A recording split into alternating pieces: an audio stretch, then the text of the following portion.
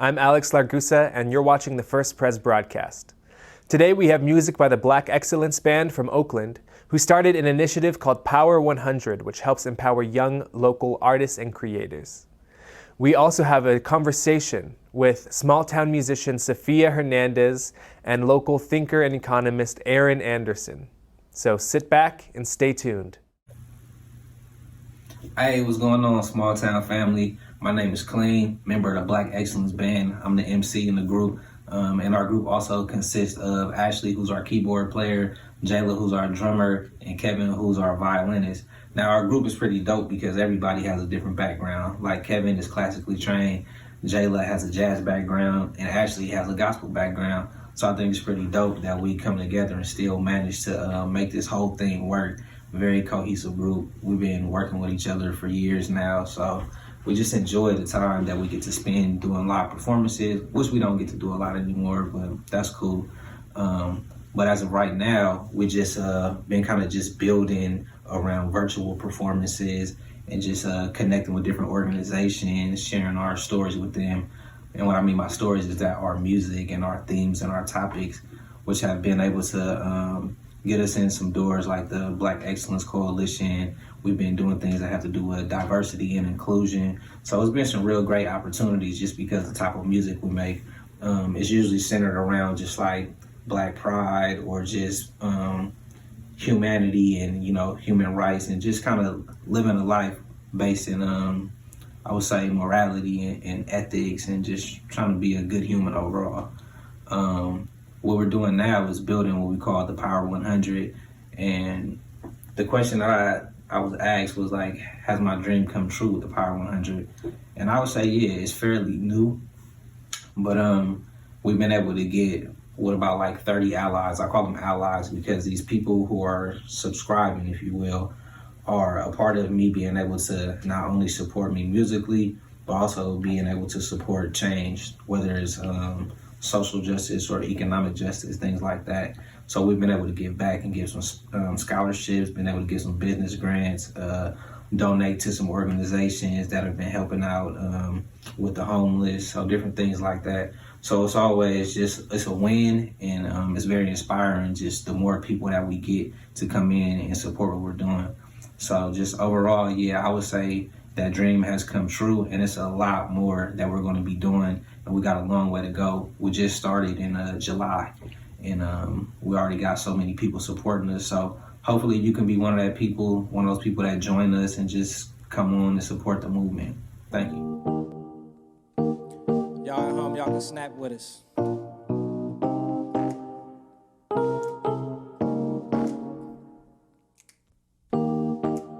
This right here is called freedom, y'all. Pay attention to the words and see if you can relate. Here we go.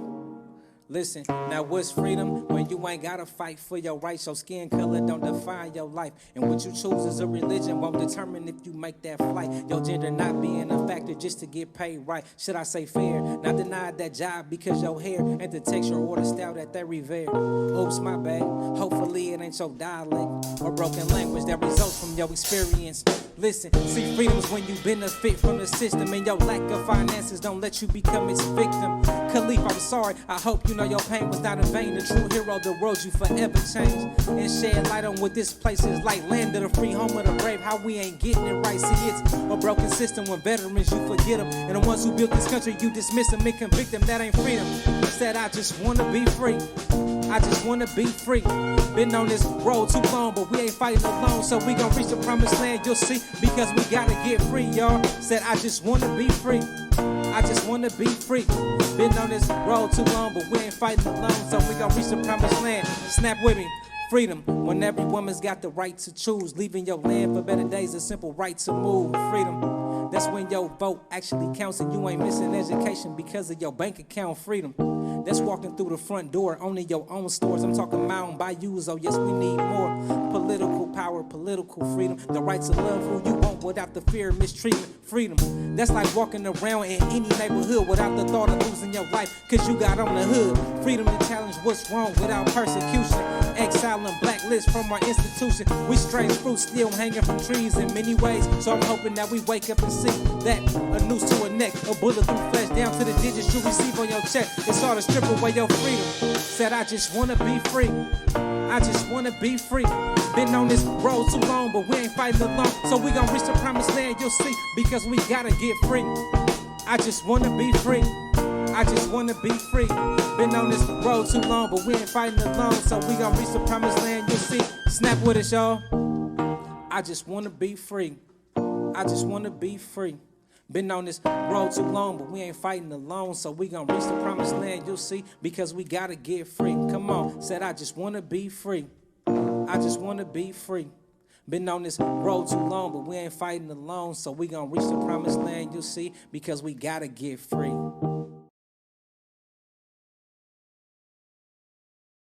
KK, what do you think about the economy?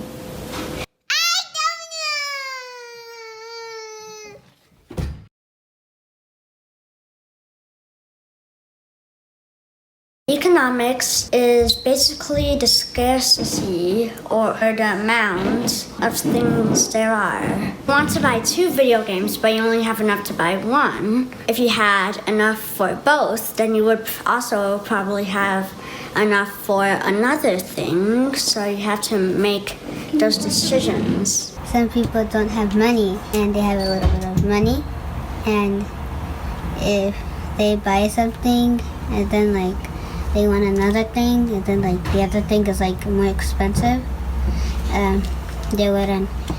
they couldn't afford it. What kind of economy do we have? Why do economies grow? Can an economy ever get too big? In our economy, is there a way that everyone can get what they need? What does the Bible say about the economy? Hey everyone, just want to welcome you this morning, and I wanted to introduce you to 2 of my favorite people in the whole wide world, and we're going to have a conversation about wealth inequality in this country specifically, but also across the globe.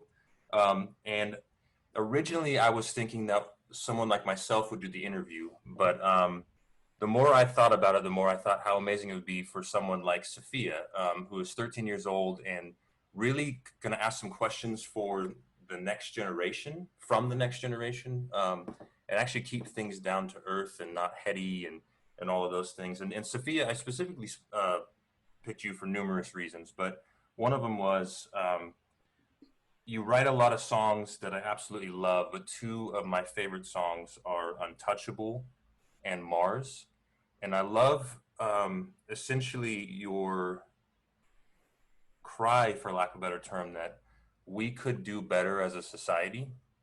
Your desire not only for the environment, but also for your sort of an attack on classism across our country and in our communities is inspiring and challenging, and I think helpful to this conversation. So I knew that you would ask good questions, and it would come from a place that we need to hear, because you are, at this point, it seems, unfortunately, inheriting our world.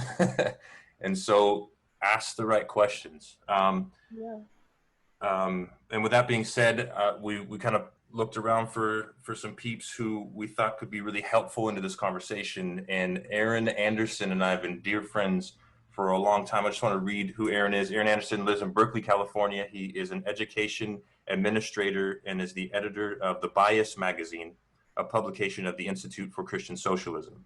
He also writes occasionally on religion and politics. And I've known Aaron for about 10 years, and we have both really grown sort of in our knowledge and understanding, both theologically and economically, politically, philosophically. And I just love bouncing around ideas and thoughts and dreaming about what a better world could look like. So I am super excited to have Sophia interview you, Aaron. And so without further ado, I'm not going to talk much. I am simply going to moderate if need be. But so Sophia, take it away. All right. So my first question was just to kind of summarize, what is wealth inequality and how do you think it's affecting our communities? Yes, thank you. So I would say that there are a number of ways you could define wealth inequality. If you hop online to start reading about wealth inequality, you'll see lots of different definitions. You'll see mountains of research and statistics. Your eyes will probably glaze over, as mine did, preparing for this. So like maybe for our conversation, it might be helpful to talk broadly about what I would call like economic inequality. That takes into account a lot of different types of inequality, including wealth and income inequality, which are both talked about quite a bit. Right. I would say very simply, economic inequality is the unequal distribution of income, wealth, and opportunity among different groups in society. Now, of course, it's a fact, it's undeniable that this kind of inequality exists, especially in America. But people are divided over how serious inequality is, and even whether it's a bad thing to have so much economic inequality, right? Right. So maybe I could just paint a quick picture for those who are on the fence about just how unequal American society is. A couple of things that I could throw out just to help paint this picture. Over the last few years, actually, the American economy has been growing very steadily. The economy in the US has never generated so much wealth. 2 years ago in 2018, net household worth, right? So across all households in America, that worth came to $98 trillion, just, an immense amount. Eric Levitz, who writes at New York Magazine, has pointed out that if you were to spread this across evenly, all US households, it would put about $298,000 in every American's pocket. So if you're from a family of four, you are a millionaire family at the very least. But I mean, that's not the case, right? I mean, this wealth is not distributed evenly by any means. At this point, the wealthiest fifth of Americans now hold over 90% of the country's total wealth. The number of billionaires has more than doubled in the last decade, all the while food stamp dependency is up 40%. Recently, the richest 400 families in the US paid an average tax rate of 23%, while the bottom half working class people paid 24%. Yeah, I saw a video where they scaled down the population of the United States to 100 people, and they had this fact that 1% of America has 40% of the country's wealth. Yes. Which was pretty crazy. It's almost like half of the Yes. entire wealth of the country in 1%. Right. I mean, it's truly staggering to think about. We all have the image of Bernie with his, millionaires and billionaires, right? And that's something we can laugh about along with him. But truly, these are like almost unimaginable Yeah, numbers it's to crazy. think about, Actually, right? yeah, I read a fact a while ago that the human mind can't even grasp what the number 1 billion is. Yes. And it's just Yes. crazy that humans can have that much money. That's right. It is without quite literally being able crazy. to grasp the concept of it. Yes. Yes, that's right. That's right. That's right. And one more data point that links into this for us millennials, right? I mean, we're the kind of people who, for instance, the average millennial at this point will never, if this kind of pattern continues, never be able to save enough for retirement. And yet we're talking about numbers that we can't even imagine, right? That are in the bank accounts of billionaires. Right. So yeah, these are just some truly shocking figures, I think. You probably have heard things too about, people who can calculate how much a worker earns in a minute or an hour compared to someone like Jeff Bezos. I mean, the average for a worker is like $27 an hour, somewhere around there. And Jeff Bezos's minute rate, he makes about $149,000 each minute, right? So it's figures like these where we're just talking about astronomical forms of wealth and unbelievable forms of inequality that result from that, right? So I mean, there's a question too of like what this does to communities, right? So I have friends, Paul has friends, who we go way back with from different political backgrounds that would look at this and say, you know, this is just something that all societies have to deal with. Yeah. But I actually think, you know, again, there's a lot of research around what it actually does to communities. And it really does show that it's quite detrimental, both Yeah. to what it does for individual well-being and also communal well-being and belonging. Inequality of many sorts, especially economic, you know, makes our communities more susceptible to sickness and disease, much more susceptible to social and political violence, Yeah. drug addiction, mental illness, obesity, clearly loss of free time and community life, imprisonment, poor well-being for our children. I think about this a lot, right? And it's helpful too to think about, like, this does something to our minds too, not just our bodies and our community belonging, but humans actually have very strong psychological responses to inequality and hierarchy, right? So Yeah. we tend to confuse wealth with personal worth, which means inequality can literally shape our social perceptions, how we see the social world. And we begin to think about people in terms of like superior, inferior, dominance, subordination. You don't have to look much further than you know, the White House to see how this begins to infect the way that we talk about our life together as Americans, right? Yeah. We tend to start thinking that dominance and subordination are just a natural part of our life together, based on who does and who doesn't have wealth and privilege. Yeah, it's crazy how like the wealth of people can play into so many aspects of life and like psychology and like social life and basically like almost everything. That's right. That's right. Absolutely. And how Absolutely. it's like grown from like small civilizations like ancient times and like today how much it's controlling the lives of people. Crazy. Yeah, and I think we'll probably talk a bit later too about, you know, sort of whether things have always been this way or not, right? Like you know, there's a history behind the way that societies have divided up wealth and who produces wealth and who steals and takes and appropriates wealth. And then there are little mini histories inside of that too, right? You could look at the last 100 years of American life, like things weren't this bad actually 40 years ago. So my next question is, in your opinion, can you give me some examples of what the worst form of wealth disparity, wealth inequality is today in our communities? Sure, yeah. There are a couple examples that come to mind. Let me just say, you know, COVID has really helped to illustrate just how dire the problem of inequality is. Right. It's in a sense shown up some of the worst parts of the way we think about our economy and democracy and race and many things, right? But so get this. So there's a report by a Swiss bank that found that billionaires actually increased their wealth by more than a quarter, so about 27%, during the height of the COVID crisis. So from about April to July, the wealth of billionaires grew by a quarter. So these already huge fortunes reached a record high of about a cumulative $10.2 trillion, right? So this is what's happening while people are suffering and dying, right? Millions of people around the world lose their jobs or have to go to work and expose themselves to sickness and death.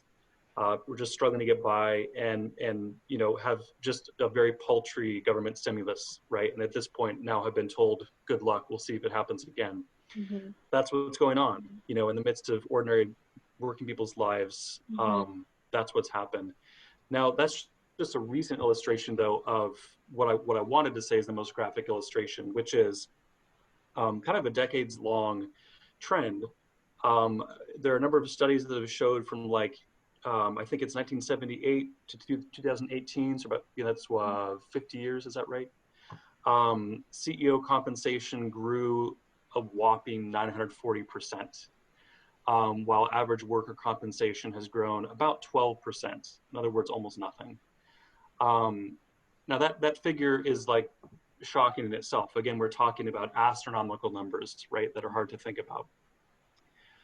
But it's important to actually point out too that worker productivity has actually increased in that time. We're actually working more hours. We're enduring more workplace stress. We're seeing less benefits overall. Our retirements are more precarious. So here we are, 40, 50 years later, and with almost nothing to show for it. So why does that gap exist, right? Is it just natural? Is it kind of like a whoops, here we are? I think for young people like us, who've grown up over the last, 25, 30 years, we see the travesty and the outrage in these numbers, but we don't always know quite what's going on behind the scenes, right? So is this just like a natural thing? But it's not. I mean, these same sort of studies show that this gap did not occur because CEOs and executives have suddenly become more productive themselves or more skilled, right? The same studies show this gap exists because they have been able to cut wages, to avoid taxes, to receive exorbitant bonuses. Again, we're talking in sometimes the millions of dollars. And they've seen increases in stock shares. That's where a lot of the money is, right? Money that poor people and working people don't have access to.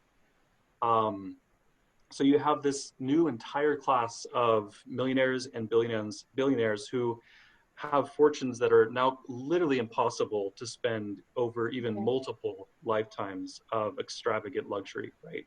What is the purpose of this kind of money? All the while people struggle with homelessness, medical bankruptcy, things like that. So to me, this is a stark illustration of where things are at. Yeah. The other that I think is an important thing to bring up in this moment of rebellions against racial injustice in the midst of a COVID pandemic. Yes. Are the disparities, the racial disparities in infections and hospitalizations and deaths among racial minorities, right? And the relationship that actually has to wealth disparity, right? There actually is a relationship to it.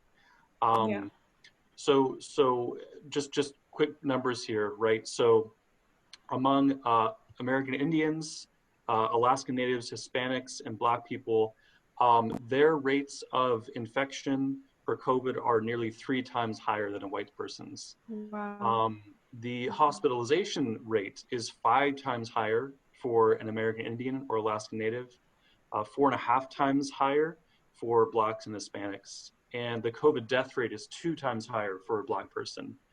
Now, these are smaller numbers compared to what we're talking about from earlier, but then when you're thinking 2 times higher death rate, that is still just an unconscionable amount, right? Yeah. To think about a human death rate that's twice when it doesn't have to be. I think these disparities actually do tell us something though about economic equality. And I'll just say something here about African Americans because that's something I've done more research about. I think the history of Black life in America is partly the history of their inability to access American wealth, right? Yeah. So if you back up and think about, the plight of slaves in America, 250 years ago, Black folks were owned. And one of the features of being owned is you have no wealth, period, right? Right. You're simply a cog for pumping out wealth for white people. And most Americans would see that as a travesty. Yeah. Most Americans, I don't know about you guys growing up, but most Americans often have little sense of the history of Black people's integration into American life after slavery, though, right?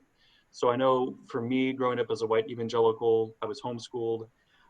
My sense of Black life in America was, slavery and then emancipation by kind of kind white people.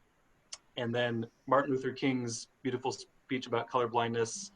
And then the ghetto, like the ghettos, that's how I grew up thinking about what Black life has been like in America. And there was this sense I had of without the help of white people, Black folks have this innate tendency towards poverty and initiative, or they lack initiative, right? And I really believe this is because they didn't have some kind of connection to the kind of good white Christian work ethic that I thought I had, and my peers had. But Black people have been experiencing, ever since emancipation, through white racial terror and legislation and politics, white people have been very, very concerted about trying to fend off the possibility of Black people becoming full citizens in America, especially economically. What has this done, right? We jump to today and we think about the fact that,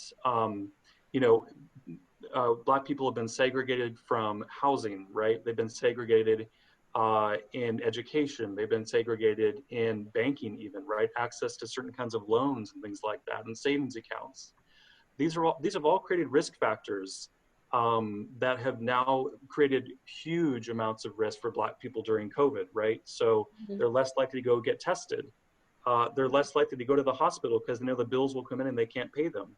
Exactly. They bear the higher burden of chronic disease more than white people, and now COVID has exploited all of this, right? So this whole history of slavery, the efforts of white people to fend off integration of Black people into American life, and now COVID, these are all linked together, I think, through the history of Black people's access or lack thereof to wealth. So yeah, I think that's a really interesting way of thinking about all these problems kind of together at the same time in the middle of a COVID pandemic. Yeah, it's crazy how it brought everything together. You can see it in a different perspective now. Yeah. Definitely, yeah.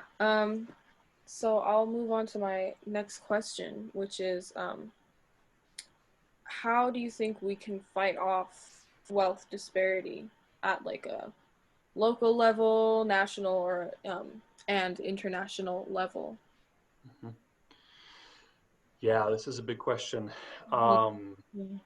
Yeah, and locally, nationally, internationally, I mean, there's a lot that could be said for all three of those. A couple things I would say. One of the most basic things, and I wouldn't want this to be taken in a as if it's just like a casual throwaway suggestion. My first idea was actually starting reading groups. I say that because, well, one, we're in COVID. We're all locked inside for the most part, right? So we have time to do these things. But also, you'd be surprised, like the history of a lot of radical movements in America that have brought about huge reforms, even revolutions, both here in America and internationally, have been started through book clubs, book groups, with working people working hard hours during the day and then getting together in solidarity at night to read and try to figure out where are we and how do we get out of this situation. Picking up a biography, of maybe a favorite politician, right, that's fought for reform for inequality. Maybe it's a revolutionary, right, that has fought off, dictatorships in Latin America, right, that were, in cahoots with American powers.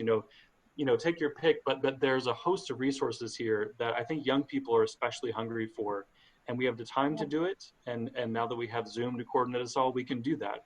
So just, don't forget that's been a powerful resource for people who want to affect change. Yeah, it's great that you say that because me and my mom actually just recently started a social justice book club with some of my peers, and it's great. We just finished reading Just Mercy by Brian Stevenson. I don't know if you've heard of that book. Yeah, it's a great book, and it actually plays into what we're talking about, some of what we're talking about, how poverty plays into the incarceration of many people, many young people. And you make a great point too, Sophia. I mean, like, I think people like us, that are just now keenly aware of how different sorts of oppression and inequality all intersect. I mean, books, articles, that try to tackle oppression and inequality from multiple angles, not just economic, but racial, gendered, right? Colonial violence, things like this. Analyses like that, I think, are really important because, again, COVID has only shown us that in a crisis like this, you lift the rug up, as it were, and you see underneath that there are just a number of interconnected and long historical oppressions and violences in American life that are just totally knotted together, right? And so, finding books that help you sort of unknot those things and analyze them and think about them as related is, I think, really important. other things that are worth thinking about, I mean, this is a simple thing, but I've been really impressed with it recently, is just like the importance of talking to neighbors about struggles. So I mean, like, you'd be surprised to learn, that your next door neighbor, for instance, is a month away from eviction if you actually go out and talk to people, right? Or is on food stamps, or is facing down a huge medical bill like I recently was. And I think it's important because these kind of conversations, especially if you're in kind of a middle class area, I'm in Berkeley, right? So kind of other metropolitan areas where, these conversations can help us push back against our tendency to want to believe everyone around us is just doing okay. We're actually a little bit afraid to find out that somebody's suffering. It's not maybe close to home for us, or it's not familiar. But I think making ourselves have those kind of conversations is important for awakening our sense of urgency around the kinds of local injustices, right?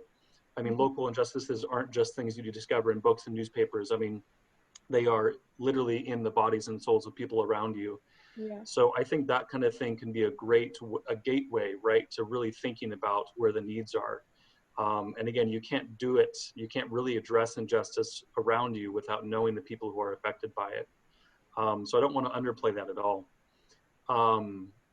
I think on a bigger scale, then starting to work towards alternatives, there's this term that activists and organizers use called mutual aid, right?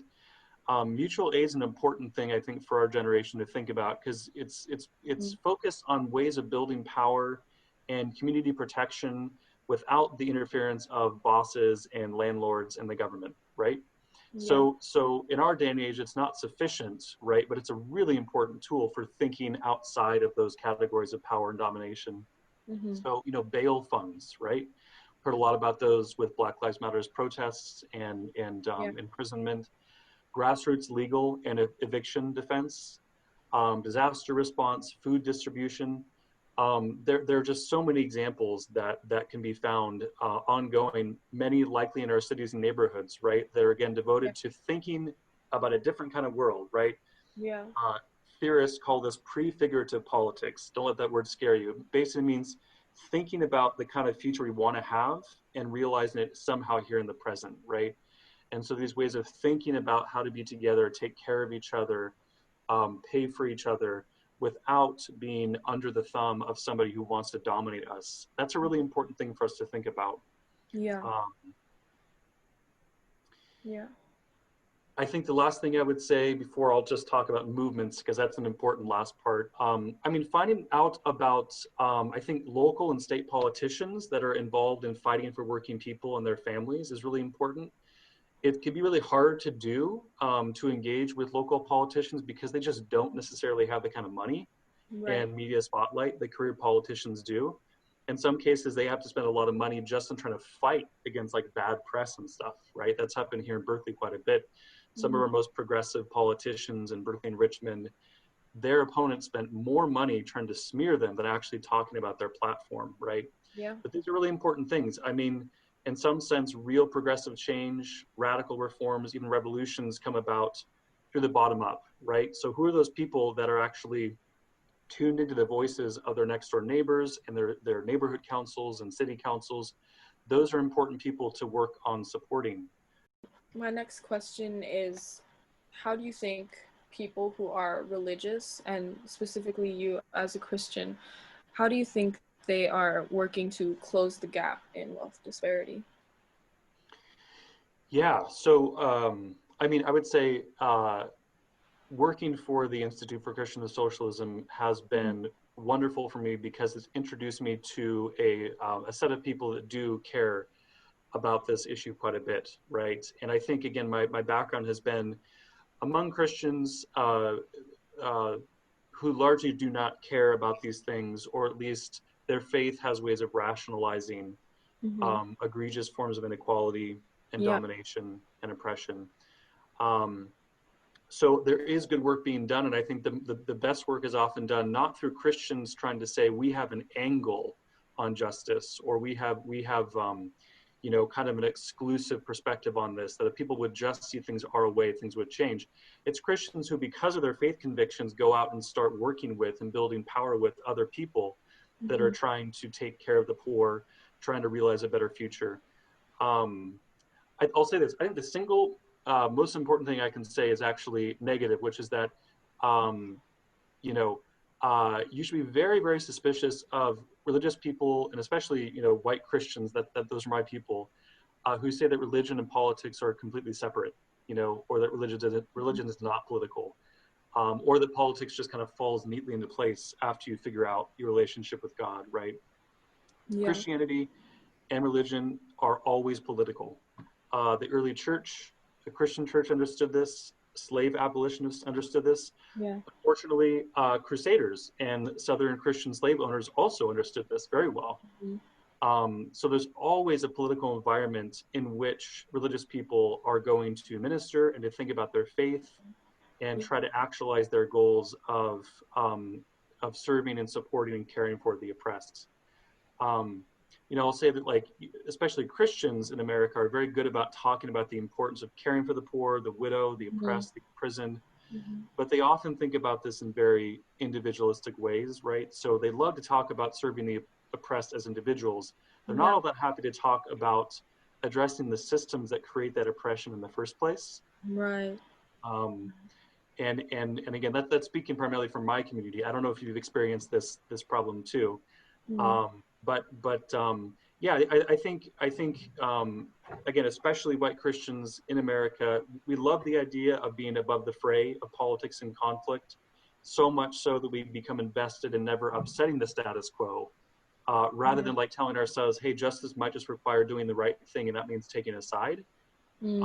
And taking sides does oftentimes incur conflict. You end up making enemies, which the Bible talks a whole lot about. In fact, it says things like, if you don't have enemies, you should worry about, you know, the quality of your faith. So yeah, I just think it speaks volumes about your social privilege to say something like, I don't think faith and politics mix, or God doesn't want us to stir up division by talking about inequality, when millions of people do face inequality and racism and bigotry as a regular part of life and have no choice but to figure out how to survive in the face of that kind of oppression. So yeah, I think that the single most important thing here in our religious communities, as we work towards trying to address that inequality, if we do indeed care about that, is to try to change our mindset from trying to, I would say, you know, persuade the minds of the wealthy and powerful few. That will hardly ever do anything to actually create durable, large-scale change, right? We have to have understanding that ending the oppression that's caused by the wealthy and powerful few requires taking a side, being on the side of workers, the oppressed, the voiceless, and building movements and coalitions of real power. And again, that will make us uncomfortable, you know, like our faith convictions drive us, but if we want to actually build justice for the whole world, we can't ask people to subordinate themselves to our convictions, right? That's a hard thing for a lot of religious people to internalize. So those are a few things I could say. Last question that I have, which is, me and my generation are looking forward to hopefully inheriting a better future. How do you think we can get there? Wow. Yes. You know, so I trust you more than me at this point. There's already a significant age gap, and I mean that quite seriously. I trust my own kids and their friends and people like yourself more than me already, because I've seen the incredible amount of agency and intuition for what radical change involves, you know? I'm thinking about some of the climate change protests that I've been to with my kids and my wife, and just the impressive number of younger kids there that weren't just, you know, dragging their feet behind their parents, but were at the front of the lines. There's some of these signs, like their analysis was like, that's way better than any, climate change activists or socialists would ever tell you, you know? I think if I were to give some advice to people who are going to change the world, you know, like yourself and your peers, I mean, I think the first thing is like a really blunt recognition that the world your parents grew up in, and perhaps the world you were promised, as I was, no longer exists. this has been something that I've had to learn the really hard way. You know, again, Yeah. given my background, right? You're not just promised salvation in the afterlife, but in a sense, you're almost promised clean, white, safe, white suburbia. And you know, living in California, experiencing like all these fires, and confronting the fact that these fires, short of radical action, are just a new part of what life looks like to live in California. We're already, in a sense, seeing migrations, right, out of certain states because of climate change, fires, suffocating conditions, right? All that brought about by climate change that is already marking the world in ways that are irreversible. So I think it's important for people, because my generation and our politicians and our leaders want to talk about how little that matters, right? Or that we can change things. Not, you know, nothing's irreversible. Some things are truly irreversible at this point, right? It has to be confronted. So like, if you have a good analysis of what can and can't change, you know what you have, the work you have to do, right? Second, you do have to believe that the world can, in fact, still be different, right? You know, one thing our generation grew up with is there's no alternative, right? Kind of, you know, the pinnacle of capitalist civilization, right? This is just the way things are. Nothing will ever change. Get used to it. No, in fact, like, you have to believe the world still can be different because it's changed radically over and over and over and over again, right? Yeah.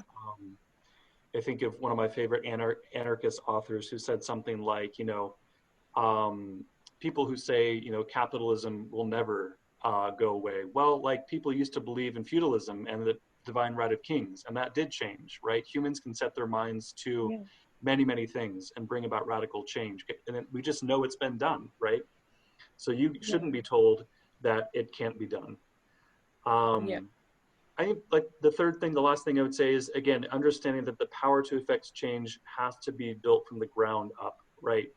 So I think everyone can see by now, certainly your generation can, our major political parties and leaders are not coming to our rescue, right? Both on the left and the right, in the mainstream, whether we're talking the parties or not, you know, they live in fear of us in some ways. They live in fear that, you know, great masses of people, working class people, will be disaffected, will rise up and try to divest them of their power, divest them of money, to make a better world, right?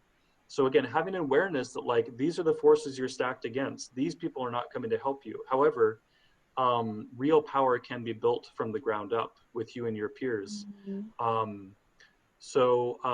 Yeah, I think that's got to be the analysis to have when you're going to confront climate change, racism, an undemocratic economy, things like that. Yeah, that's kind of how I would encourage you. But again, I think all this has to happen in your book groups with your peers and in the organizing that you do. You have much to teach us, as much as we can, you know, provide advice to you. Yeah, well, thank you. That definitely gave me a greater perspective on wealth disparity and more, just everything we talked about. Great. Good. You've had some great questions. These were hard questions. Quite a bit, so I appreciate it, and I hope where this gets used, right, I hope it's actually just the beginning of conversations that can begin to happen, small town and beyond. So I really appreciate the forum to do it. This next song we're gonna jump into right here is called Black Dreams. This is off a project called The Black Tape, and you can find this on the blackexcellenceband.com. So let's vibe out.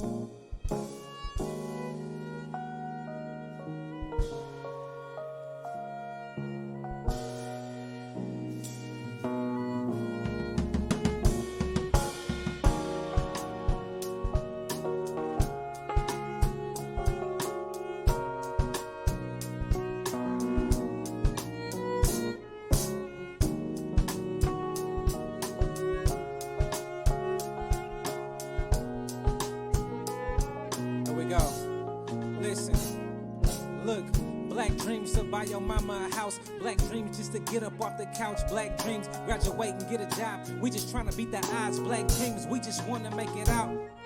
Listen, black dreams just to see 21, black dreams be a father to your son, black dreams don't be out here on the run, you ain't gotta tote a gun, black dreams we just want to have fun. Listen, now black dreams, we just want equal rights. Black dreams, get some freedom in this life. Black dreams, we just trying to get ahead. Treated like Americans. Black dreams, we just want to make bread. Listen, now black dreams, don't get caught up on that block. Black dreams, you ain't gotta sell rocks. Black dreams, don't get locked into a cage, put into an early grave. Black dreams, don't get murdered by a cop. Listen, black dreams from black kings and black queens. And when it's reality, we'll never lack things. I'm talking building us up, creating black green. So when they say we acting black, we know what that means. That's black stocks, black shops, black crops. That's black owned, black homes, black blocks. That's black shares, black chairs, black care. Embracing all of your blackness, start with your black hair. Your black hips, your black lips, your black kiss. That black love from black skin, that's black rich. Your black health, your black wealth, that's black bliss. Where you don't never lose that pride in your black fist.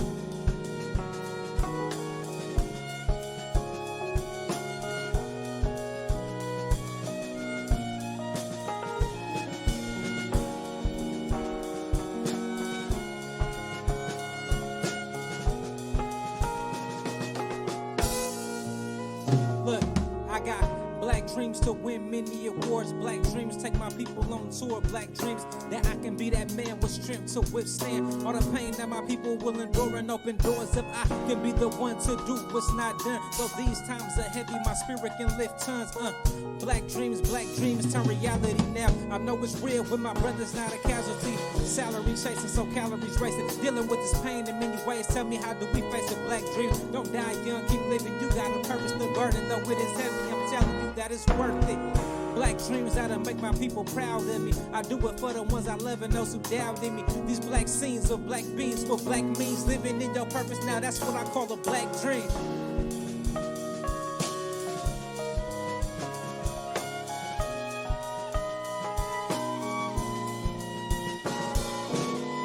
Black dreams, black dreams, black dreams. Black dreams, black dreams, black dreams. Black dreams, black dreams, black dreams.